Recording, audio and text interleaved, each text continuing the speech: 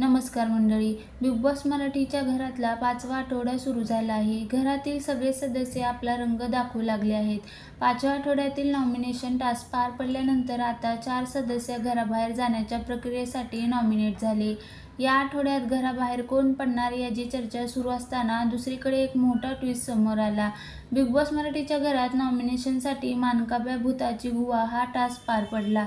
या टास्कमध्ये बिग बॉसने घरातील सदस्यांची जोडी तयार केली व त्यानंतर घरातील प्रत्येक सदस्याला प्रत्येक 2 जोडी नॉमिनेट करण्यास सांगितले होते.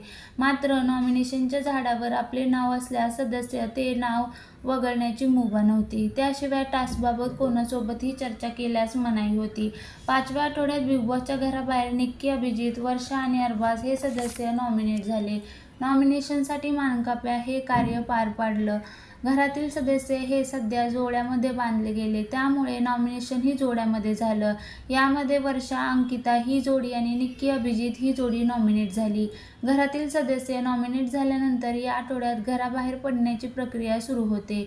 प्रेक्षकांना आपल्या आवडत्या स्पर्धकाला विजयी करण्यासाठी मते द्यावी लागतात. मात्र वोटिंग लाईन बंद ठेवण्यात आल्या आहेत. यामुळे या आठवड्यात एकही सदस्य घराबाहेर जाणार नसल्याचं स्पष्ट आहे.